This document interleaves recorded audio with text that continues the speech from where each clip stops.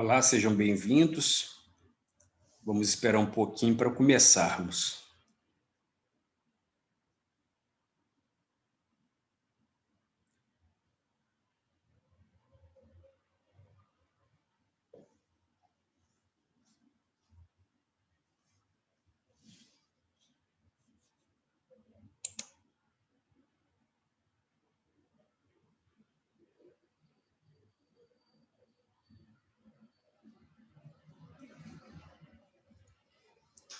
Então, vamos dar sequência à revisão do conteúdo curricular do terceiro ano, agora chegando à poesia marginal. A poesia marginal foi um movimento cultural muito marcante nos anos 70, século passado, na época dos pais, avós de vocês. Foi uma época de grande rebeldia por conta da ditadura militar. Era uma rebeldia, então, muitas vezes escondida, claro, porque não podia ser explícita. Daí o nome poesia marginal, porque eram poetas, cantores, compositores que não publicavam suas obras nas editoras conhecidas, no mercado conhecido. Eles publicavam de forma clandestina e divulgavam nas portas de boates, em praças, em bares. É assim que faziam para divulgar sua arte, sem correr o risco de ser pegos pelo regime ditatorial. Então, a poesia marginal é também conhecida como geração mimeógrafo, porque eles mimeografavam os seus poemas, faziam cópias, né, de mimeógrafo. Esse movimento sociocultural atingiu várias artes, a música, o teatro, o cinema, as artes plásticas, mas principalmente a literatura nesses anos 70. Então, dentro da poesia marginal, é importante lembrar que eles não circulavam pelas editoras famosas. A poesia era xerocada e impressa em casa. Eles eram totalmente contra os tabus, as convenções, as regras, né? Eles eram muito inspirados em dois movimentos, a Beat Generation, que é o rock, e também o movimento hippie. Os hippies nos Estados Unidos eram um grupo de pessoas contra o capitalismo, então que eram contra a ideologia do trabalho, do consumo, então eles não gostavam de trabalhar, não ligavam para roupa chique, para comprar, então eles estavam sempre descuidados. Não é que eles eram descuidados, é que eles não tinham essa preocupação com a aparência. Até hoje você vê hippies, né? Aqui no centro há muitos, e você olha e pensa, nossa, que povo descuidado, mas não é, porque eles têm uma visão de mundo completamente diferente. Eles não acham que você é mais feliz trabalhando igual um condenado e você recebendo dinheiro, comprando, investindo. Para eles, o bom da vida é ficar tranquilo, vivendo de alguma coisa que você faz, né? Não tem preocupação com estética, com roupa, etc. E eles também tinham, no caso da geração marginal, uma poesia cheia de gírias e palavrões, né? E também eles não tinham nenhuma preocupação com estilo de literatura que fosse culto. Então, temos essas características básicas, né, que vocês já conhecem, que é serem inconformados com a cultura oficial, que era muito careta, com as características literárias também, com a ditadura. Eles procuravam inventar muito, eles se inspiraram naqueles movimentos de contracultura que eu mencionei, o movimento Black Power, o movimento hippie, o movimento das mulheres, os movimentos LGBTs eram as influências, né? Tudo para eles devia estar fora dos padrões. Eles escreviam poemas curtos também, que você podia ler de forma muito rápida. Então, qual é o contexto cultural em que a poesia marginal surge?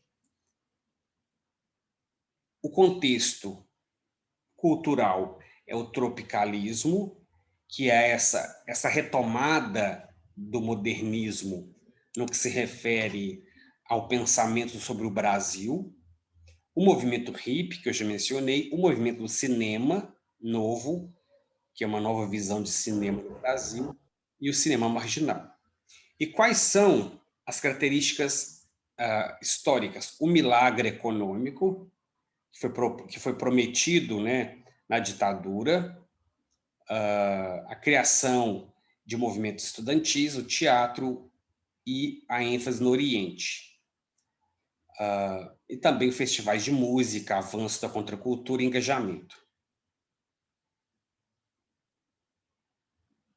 Aqui temos alguns nomes, e essa é uma divulgação muito famosa sobre a poesia marginal, na qual nós temos alguém deitado, né, de forma a imitar Jesus Cristo, mas ele está de ponta cabeça, e o texto diz: seja marginal, seja herói. Ou seja, em um contexto no qual as pessoas eram obedientes, dominadas e aceitavam ser dominadas, ser marginal era um ato de heroísmo. É assim que eles definiam a posição deles. Era uma posição marginal, ou seja, de estar totalmente isolado, mas é uma posição de herói por você não compactuar com aquela realidade. Então, temos aqui alguns poemas dessa geração marginal. Vejam que os poemas são muito curtos e geralmente eles têm trocadilhos. Eles atribuem sentidos diferentes a palavras. Por exemplo, não discuto com o destino, o que pintar eu assino. Então, temos aqui o verbo pintar com duplo sentido. Pintar de pintura mesmo, então eu assino o que for pintado, e pintar de acontecer. A gente usa, às vezes, o verbo pintar. Olha, está pintando um clima, ou seja, está correndo. Então, é um poema muito pequeno, muito simples, mas que tem essa conotação de liberdade, né? Aqui temos um poema também, dessa mesma época, que faz uma paródia de um poema de Carlos Drummond de Andrade sobre o anjo. Diz assim: quando eu nasci, um anjo louco, muito louco, veio ler a minha mão. Não era um anjo barroco, era um anjo muito louco, torto, com asa de avião. Eis que esse anjo me disse, apertando minha mão, com um sorriso entre dentes, vai bicho desafinar o coro dos descontentes. Então vejam, um poema totalmente também banal, mas que trata da ideia de você ser rebelde, o coro dos descontentes. Você vai ser aquela pessoa que não vai. O anjo leu a sua mão e disse: você vai ser aquela pessoa que não vai se conformar. Aqui temos algumas questões que já foram passadas, né? Estou retomando. E agora eu vou continuar. Só um minutinho.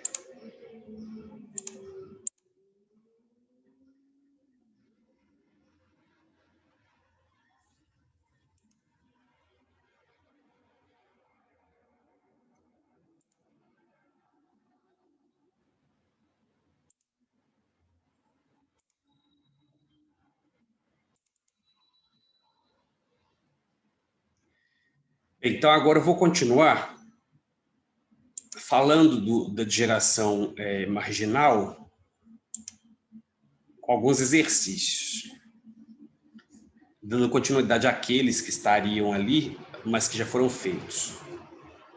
Essa geração mimeógrafo, que é essa geração de poetas que escreviam e xerocavam, por que eles são conhecidos como marginais? A palavra marginal tem um sentido bem claro, é aquele que está à margem. Então, o que é a margem? É que não está no centro, é que está isolado, afastado para as beiradas. Então, quando a gente diz pessoas marginalizadas, são pessoas que estão completamente o quê?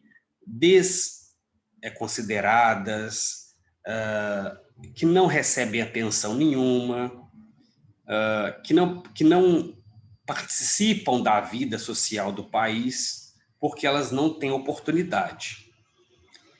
Daí a palavra marginal. Porém, a palavra marginal também adquiriu um sentido negativo para indicar aquela pessoa que está à margem da lei. Então, os criminosos, principalmente jovens, os marginais. Não é esse o sentido de marginal aqui.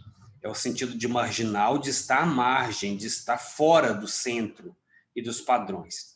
Por que eles eram conhecidos como marginais? Exatamente por isso. Eles não estavam no centro da elite intelectual.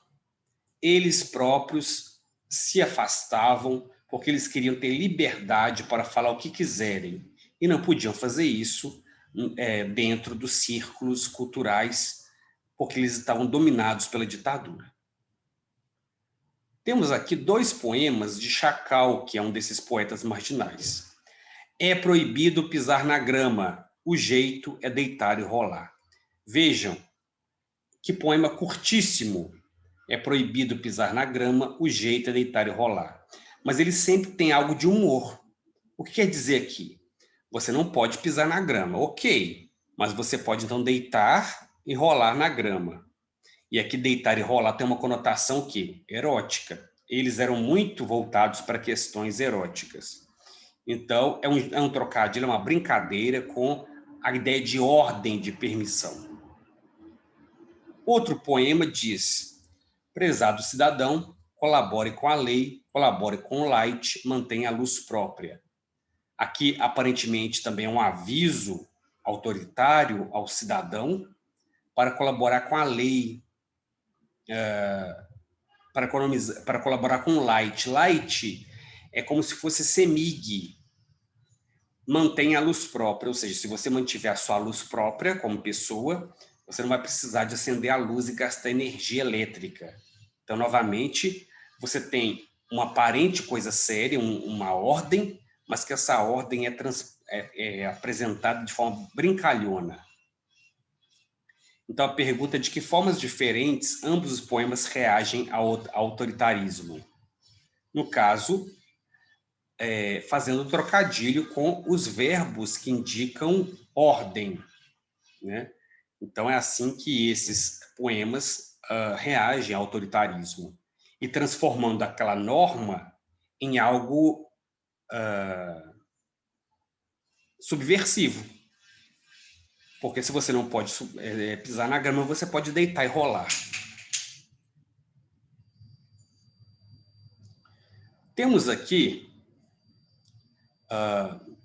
poemas que empregam palavras com palavras homófonas e homógrafas, ou seja, palavras que são parecidas na escrita e na pronúncia, mas que têm sentidos diferentes. Vejamos os poemas, então. Quando eu era criancinha, o anjo bom me protegia contra os golpes de ar. Como conviver agora com os golpes militar? Então, é um poema aqui muito ardiloso, muito interessante, porque é como se alguém estivesse comentando que quando era criança, um anjo protegia. Existe a ideia de que as crianças pequenas têm um anjo da guarda que as protege, né? E contra que o anjo da guarda protegia as crianças? Contra os golpes de ar. O que seriam esses golpes de ar? O soluço, quando a criança soluçava. E agora que essa criança já é um adulto, ele pergunta como conviver com os golpes. Mas agora não são golpes de ar mais. Quais são os golpes? Militar. Então, como você deve conviver com os golpes? Ele pergunta. Militar? Então, temos dois sentidos diferentes para a palavra golpe. Golpe aqui, primeiramente, no sentido de um acesso de alguma coisa, e golpe no sentido de um golpe militar. A palavra militar também tem dois sentidos. Militar relativo à polícia militar e militar referente à ideia de militância. Então, como você pode reagir aos golpes? Caí, mas voltei.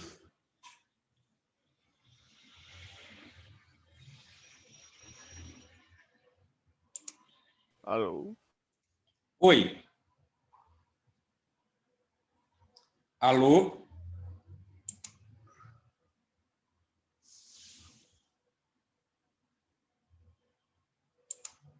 Pronto, voltei.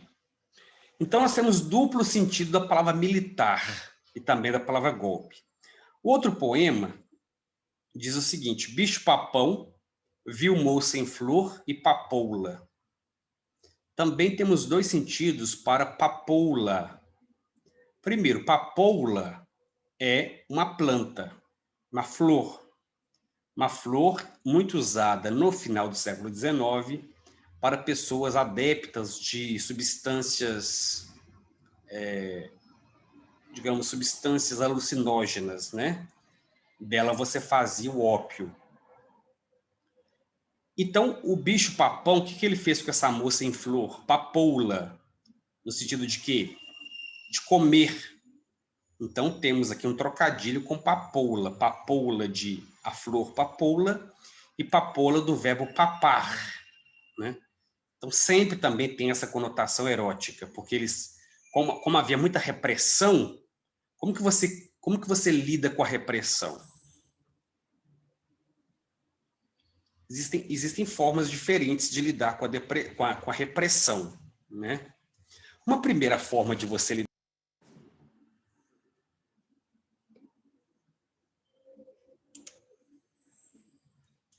Hoje está um pouquinho difícil agora nesse horário, pessoal. Então, vamos retornar.